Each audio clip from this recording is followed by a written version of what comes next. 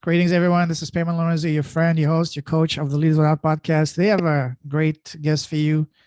My new good friend, Ashley from beautiful British Columbia, Kamloops.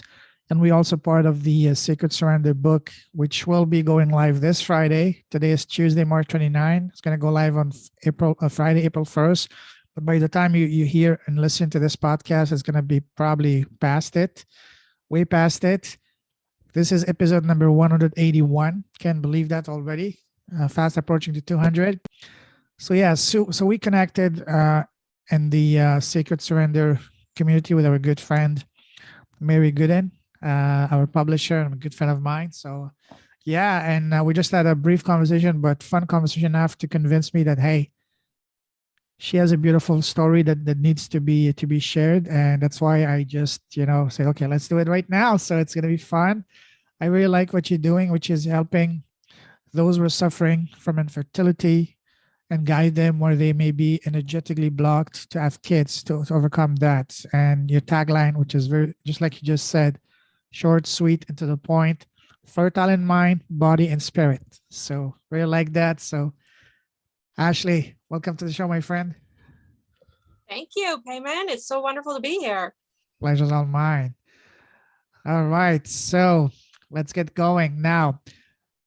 The types of conversations I like to have on my podcast is to have a look under the hood, so to speak, to see what's in your heart. Have a heart-to-heart conversation, hence the name Leaders with a Heart. Ready? Ready. All right. So we're going to talk about the book, obviously, and all the good stuff you're doing in the world right now a bit later on. First of all, I'd like to focus on you, get to know you as a person, as a human being. So tell us, for people who don't know you, who's Ashley as a person and as a human being? I am a very compassionate, heart-led soul, and I really bring that into my family and into my work and into everything that I do. Beautiful. Now, I'm going to start by asking you a series of rapid-fire questions to further get to know you. Ready to rock and roll? Ready to rock and roll. All right, let's do it. Tell us, what makes you happy? My children and my family, they just light me up. Oh, yes, absolutely.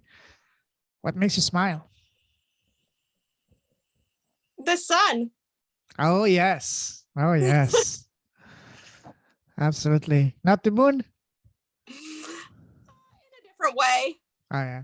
I'd say, Sure. like, sun and moon is like yin and yang, Yes. You got to embrace both. What makes you come alive? What sets your soul on fire in a good way, in a positive way? Yoga. Oh, wow. Every day. Beautiful. And it doesn't matter, the pose or the practice or for how long. It's just like get on your mat every day. Mm-hmm. Now, on the other side of the spectrum, what makes you sad and angry? Injustice. Mm-hmm. In the world, I think I have a lot of fairness deep-seated in me, and I think that that's the way the world should be, and that's not how the world always shows up, right? Yes. Are you a Libra by any chance? I'm not. No. What's your sign? Oh, okay, close enough. Because I'm a Libra. And I'm exactly like that. I can't stand injustice. Yeah. Awesome. Now, what scares you?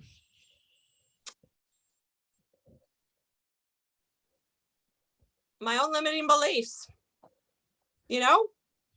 I think that you have to, look fear in the eye and move beyond and past that, because that is where, your growth and potential lies. Absolutely. Absolutely. Now, what is your number one personal superpower? Faith. I would say faith, because I didn't always have faith.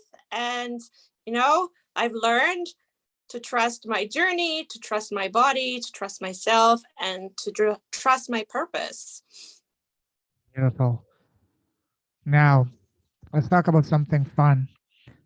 Do you enjoy traveling? I love traveling.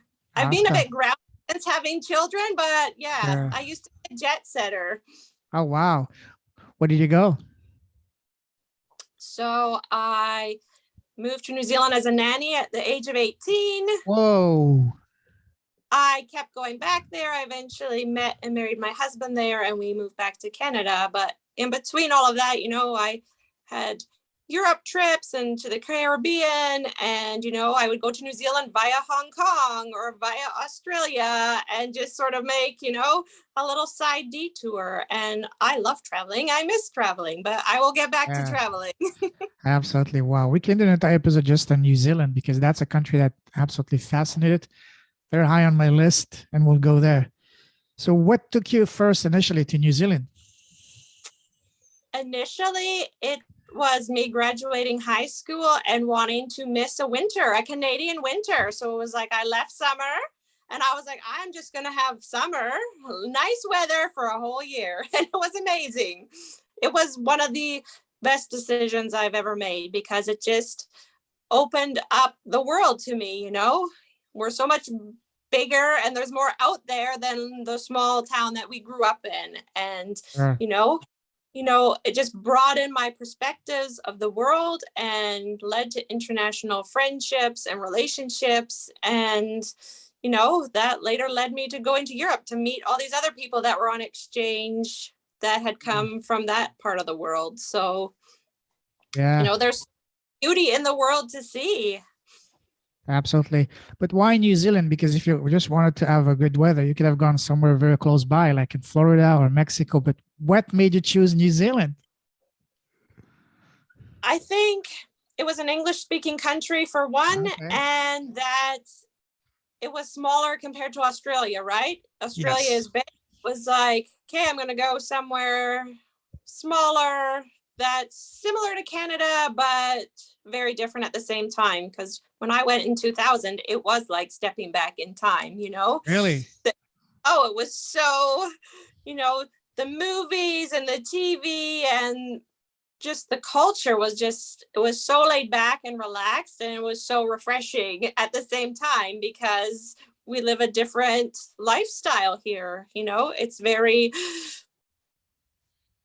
go, go, go, rush, rush, rush, hustle. And over there it was, a fish and chips stand on every corner and Wow. barefoot at the beach and, not all the fast food and commercialism and all of these other things that really, take us away from who we truly are. And yeah, it was just so many beautiful, amazing, stunning beaches. Like one coast has black sand, the other coast has white sand, and you are never far from the ocean or the beach. And it's Wow. just beautiful to just, sink your toes into the sand and hear the roaring waves. Amazing. Where in New Zealand did you go? I mean, were you based at? I lived on the North Island. So there's the North and the South Island. So I lived in central North Island, and yeah, half an hour to one favorite coast where the surf was amazing, and then an hour and a half to the other coast. And me and my husband got married in the Coromandel Peninsula on the beach. It was Wow. just beautiful. How long did you stay there in New Zealand? I was on and off there for about 5 years, and Oh, wow. then we came back here. So it just kept drawing me back, and I just kept going back. And the last time I went back on a one-way ticket, and that's when I met my husband. And then I stayed for a very long time. Mm-hmm. You mentioned that it was as if you were going back in time, and so I guess the people were a lot more friendlier there than for example, in Kamloops in Vancouver. I found, just a very social, welcoming, country with their own unique, qualities and features and aspects. And they're bilingual too with Maori, but Oh, yes. it's a lot more just cohesive. It's everywhere, and it's part of the country and the culture and the way of life, and it's not seen as any different, and it's not segregated. Mm-hmm. You mentioned Maori. That's one thing that, me, I grew up in the south of France, southwest, and that place. It's a big rugby country, and you know New Zealand rugby is religion, especially the mighty All Blacks. Did you Oh, the get mighty. Did you get to watch any rugby games there? Oh, absolutely. I was actually a rugby mascot Really? Wow. Okay. because the truth is coming out. No, people know, but it was before my husband and I were getting married. So it was a way for us to be at the rugby on the weekends, Sure. like be there, but also make money and not be spending money. So Sure. it was win-win. So Yeah. mascot for one of the teams, and then he was the mascot for the other team. And yeah, it was And that's just how you fun. guys met. Okay. Wow. That's awesome. That's the best way to meet, you know? Let's become a mascot in New Zealand. Okay. That could be the title of a book. Seriously. Yeah, Wow. it was fun. And yeah, rugby is life there. And Oh, yeah. I learned to play it. I'm not good at it, but I learned to play. I know the rules. So, how would you say it's tougher compared to, say, American football? Oh my goodness. It is a rough sport. It is. Oh, There yes. is nothing else quite like rugby. This is Oh, not yes. for the weak of heart at all. It is Oh, a yes. game. This is what I tell people, because growing up in a place that is crazy about rugby, maybe not at the same level as New Zealand, but in France, especially south of France, rugby is pretty big. It's the number one sport. I played it, and that was quite a while ago, and I'm still having sometimes some pains because of the bruises and the tackles I get when I was there, because there's no protection. Unlike American Nope. football, you have no padding, nothing. Just, I'm sure you've seen it watching games. You see the game is still being played, and you see a guy on the floor, his face all bloodied. The guy, the doctor just beside trying to fix him up, as soon as just fast patch him up, and he's back in the game. He's not taken out, you know. Oh, not at all. It is a true sport, I think my husband would call it, like when he Oh, first yeah. saw American football, I was like, what is all that padding for? What's wrong Why with do they them, have these guys that weigh like 500 pounds? You don't see that in rugby, because you cannot survive, you know. Because those guys are super fast and super powerful. Yeah. And one other thing that I really love about the not just the rugby in New Zealand, but the entire, New Zealand culture is witnessing. I love the Haka, especially whenever there's a game. I just love it. It gives me the goosebumps. Oh yeah. Did you Full get to body. learn? Did you get to learn the Haka? I know it, Oh, sort wow. of. I'm not good at it, and I probably don't pronounce it. I mean, I moved away in 2007, so I'm quite removed from it now. But yeah, it's so powerful, and yeah, it gives you full body chills to watch them. And it is meant to intimidate, and it does Oh, yeah. intimidate. Absolutely. So now you spent 7 years in New Zealand. What made you come back to Canada? We really wanted to start a family, and at that point in time, it was harder for us to get going and start a life in New Zealand. So we chose to come over here and prove our relationship was legitimate, and my husband got citizenship here. So what was the main challenge of building a life in New Zealand? Because I'm interested myself, because, I always love to experience new countries, not just for 2 weeks, but for a year or two. So me as a Canadian going there, what would be, so for example, for you, what was the number one obstacle or challenge for you to build a life in New Zealand, for example? So for us, the challenge is that it's so remote. So therefore, everything is time difference and all that. Yes. Mm-hmm. And for us to get started at the age of 25, at 25, we needed $70,000 for a deposit for a house. Wow. And that was back in 2006, 2005, I can only imagine what it is now. It was just very hard to, get started and kind of create the life that we wanted. It's beautiful and there's so much to enjoy, but you want to be able to enjoy it as well, right? Sure. How was you don't want to be house poor. How was the job opportunities in the business climate there to build a business?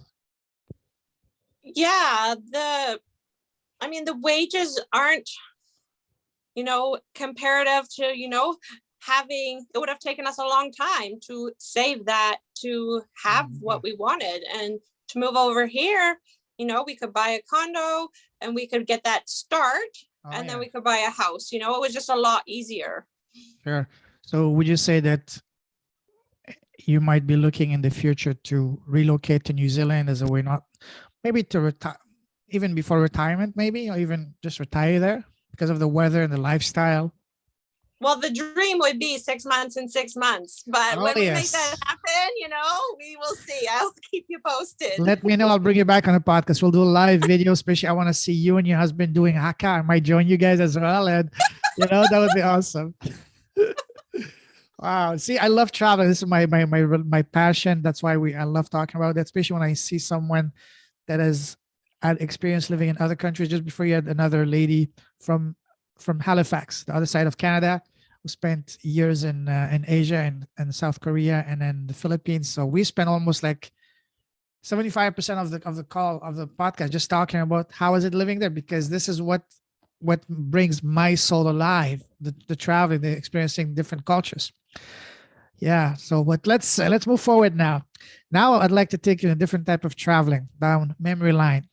Go back to when you were a young girl growing up. When we're kids, people around us, family, teachers, relatives, always ask us, so Ashley, what do you want to become when you grow up? What was your answer as a little girl? It's really funny because as a little girl, I would say teacher. I just didn't realize the type of teacher that I was going to become. I didn't take it in the traditional sense of in a classroom, but I've, taken these ancient teachings of yoga and meditation and Ayurveda and incorporated that into, living a holistic life and helping women who are having issues conceiving. I see. Now, let's stay to when you were a kid. What was your relationship with school? Did you love school or hate school? I loved school and I loved writing. I didn't love math. And it's like, I can see why, multi-author books and writing is passion, and I didn't really realize how much I missed that until I started doing it. And I was like, this doesn't feel like work. Like, this is easy. That's fun. Yes. This flows and it feels effortless. And I feel like, when you're doing what you should be doing, when that's your experience, right? Beautiful. Love it. I'm the same as you. I love reading, writing, and numbers just put me to sleep. Yeah. Absolutely. I'll confess something. I had to take accounting twice in college, but that's just between me and you. Okay. Your secret is safe with me. All right. At the podcast, at the world, Awesome. Now, what was your very first job? My very first job would have been working for my father and cleaning his seed company. So that's how I started. Underage, was just getting cash under the table, making a little bit. I always had more pocket money than the rest of my friends because, I started doing that at a young age. So yeah. That's awesome. Now, let's move forward. Let's talk about your path from the time you left school to now. How would you describe it? Would you say it was pretty much straightforward once you get into one lane, smooth sailing, or was it like more like a turns and twists, like a roller coaster? Yeah, I have just been guided all over the place and have allowed myself to be so, I think that, and the more that I have allowed myself to, take that curvy, windy path and not be so structured and narrow-minded, the more opportunities and the more your mind opens up and more becomes available to you. And it's a lot more fun too. Yeah, absolutely. At times it can be bumpy, but it's okay, Yeah, but I also feel like that's where our strengths come, You don't always remember the happy, joyful moments. The things that stick out to you the most in the life are sort of those challenging, more bumpy rides. Yeah, absolutely. Now, There's a saying, I'm sure you heard of it, which says, change your story, change your life. And by story, I mean what we tell ourselves in our head all day long. So when you're actually at your lowest point, your darkest moment, when you had to change your story, to change your life, how did you do it? Did you do it to the help of friends, family, mentors, coaches, books, videos? Tell us the process you used to change your story, to change your life. I'm so grateful. And when I was ready, the teacher arrived, and it was like, yes, I wanted and was seeking this. And if it hadn't been for yoga and meditation, I probably would still be on the same path, doing the same thing, even though that's not where I wanted to be. But I didn't know how to change that or shift that so much so for myself. And, finding that inner peace and inner stillness and that quiet and accessing my subconscious mind is where I could see my limiting beliefs and habits and patterns and sort of rewire and reprogram those things to what I did want and what I do want to see in my life, and realize I'm the creator of my reality and I don't have to keep running these same stories and same programs. Beautiful. Yeah, that is powerful indeed. And that's a great segue to what I wanted to talk about next. Tell us now about your business. First of all, tell us now about how did you get into those multi-authored books, multi-authors book.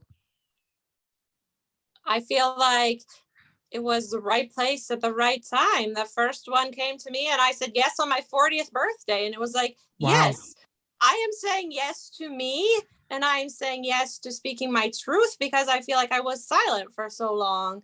And, just giving a voice to myself, but also to others, to empower them as well, that they don't have to suffer in silence, that they can shift that locus of control from external to internal, and they can do so much for themselves.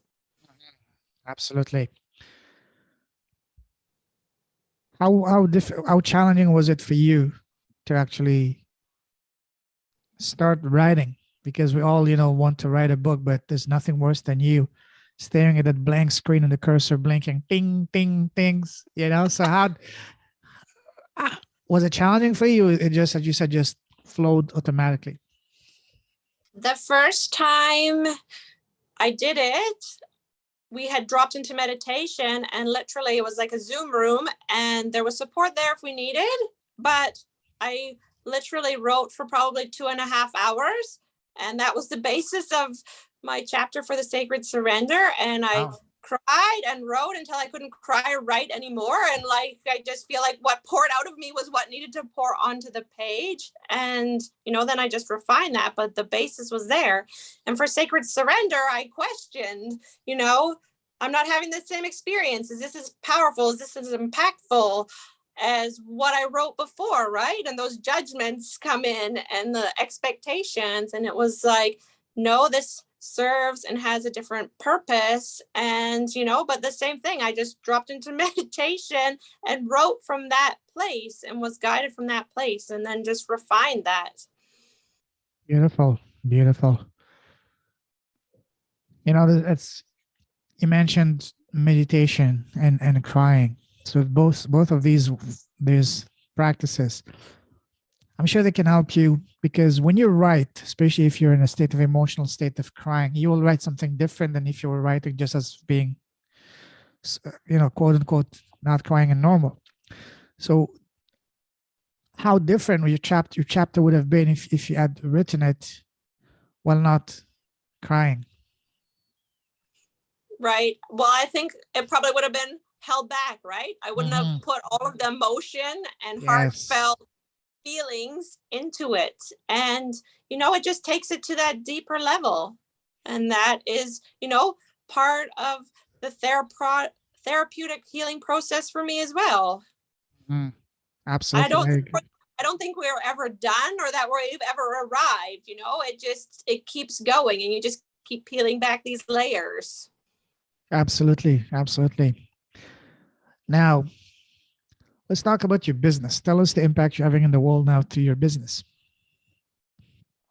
I feel like the more I share and open up and create, and the people that are meant to find me will find me, and that there is a safe, sacred space for them to land and arrive exactly as they are. Because, I don't necessarily feel that when you arrive at the fertility clinic, you're being seen, felt, and heard. And that's truly what is missing.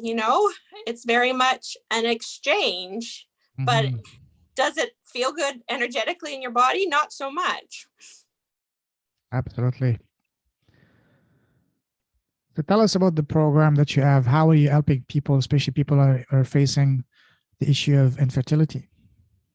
So I work with women one-on-one, and it's customized to them and their cycle. So, we do yoga practices and meditations, Reiki, chakra balancing, journaling, and just help to move through in real time what they are experiencing and feeling, because it's a stressful process. But how is that stress landing in your body, and how are you processing it? And if you're not, then you're just in that fight or flight mode, and you're not moving into rest and digest mode. And that's really where you want to be to conceive. Absolutely. Now, how long have you been doing this?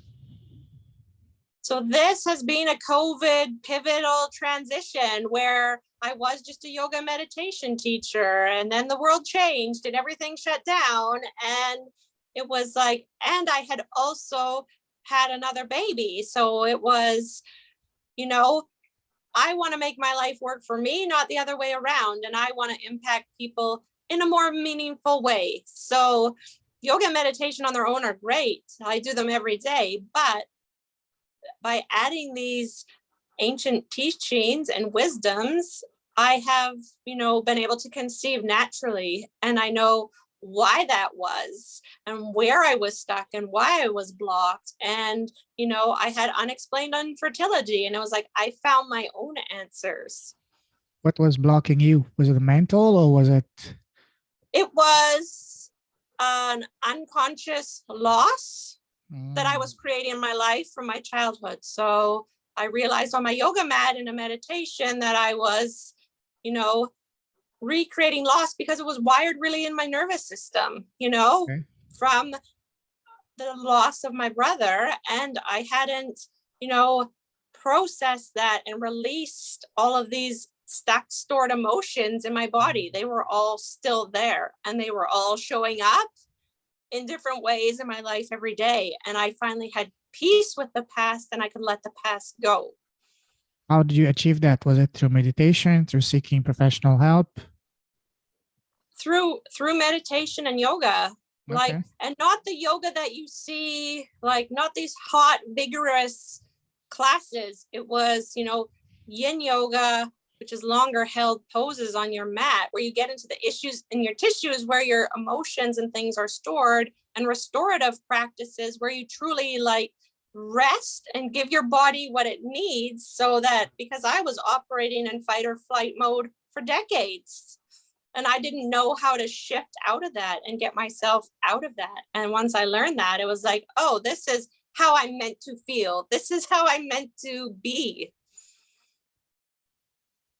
I see. And then now share with us an example of the most remarkable transformation you've seen from one of your clients so far.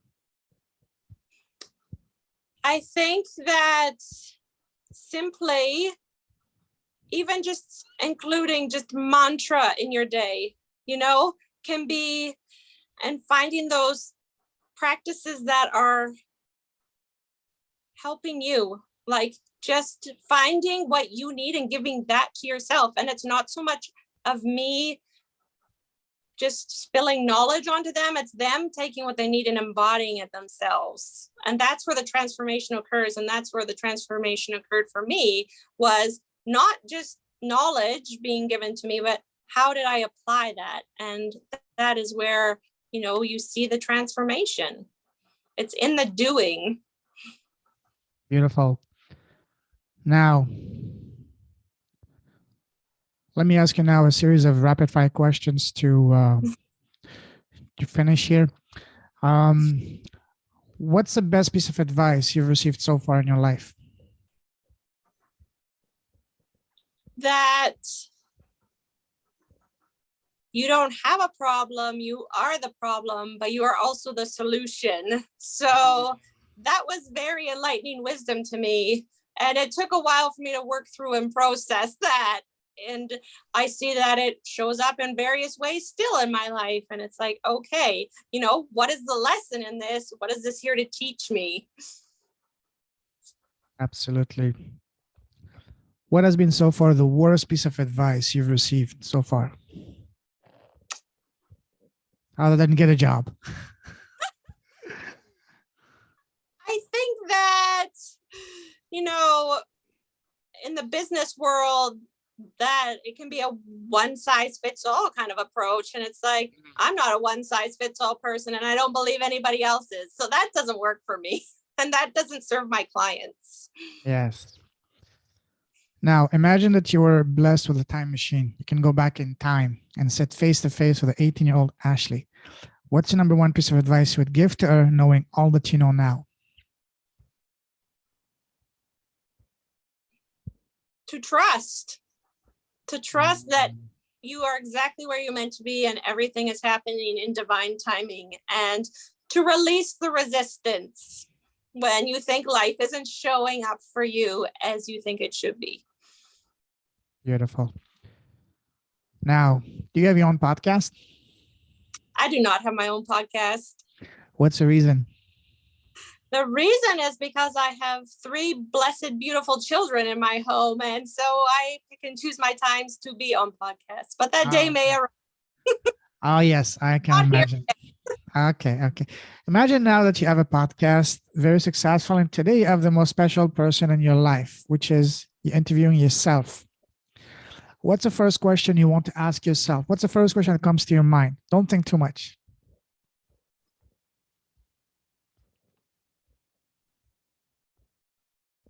Wow, that is a very powerful question. I think the answer would be, what are you here to be? And your answer is? To be my most loving, divine self. Absolutely love that. Wow, awesome. Now, my favorite question to ask. What is the smallest thing you've done in your life so far that has had the biggest positive impact in both your life and business? And by small, I don't mean something small. I mean the one thing you've done. For me, for example, has been starting my podcast. What about you?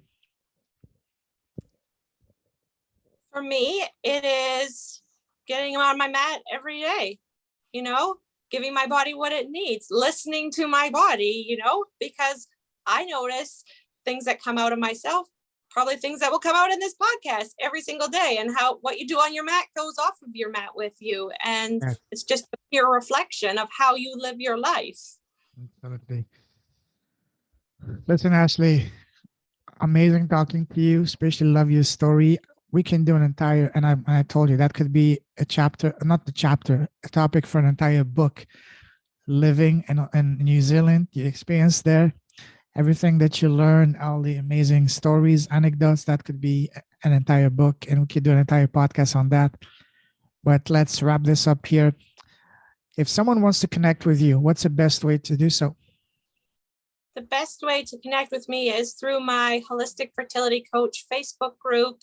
And that is open to anyone who is seeking support. And I offer meditations and holistic practices in there and interviews so that you can return to your optimal state of health. Beautiful, beautiful. So listen, I salute you. You're truly with a heart. Keep shining your light and blessing the world with the impact in your presence. Stay safe, stay awesome. God bless you, my friend. We'll definitely be going to be talking soon, especially now that we're going to be, we are in the same book program. So looking forward for that. Take care. Have a good one. Thank you so much, Payman. Very welcome. Bye-bye. Bye.